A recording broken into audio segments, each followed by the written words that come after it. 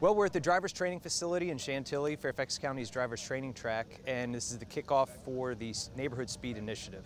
It's a county-wide movement towards slowing down drivers in neighborhoods, mostly residential neighborhoods. It's important for the health of our neighborhoods and our communities that we get people to slow down, and the people who are speeding in our neighborhoods are us, the people who live here. Part of making your community a better place to live is to take a little self-responsibility and to take it upon ourselves as community members to slow down and drive safely.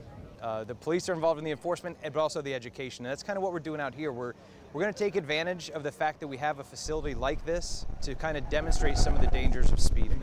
So our goal here today is increase awareness, get people to slow down and make the neighborhood safer. And when I started to talk to my colleagues on the Board of Supervisors, I learned that they were hearing the same thing.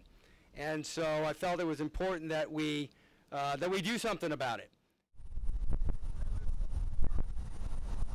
We're going to do 4 demonstrations today. The first one is a simple braking exercise. And we're just going to show you how increasing speed is going to increase not only braking distance, but overall stopping distance.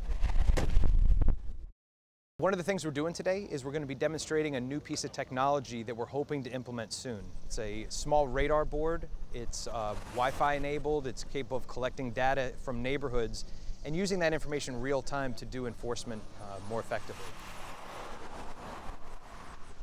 Really, the goal in my mind is I'd like a few years from now to have survey results that say, I live in a community where people care about each other and they drive safely.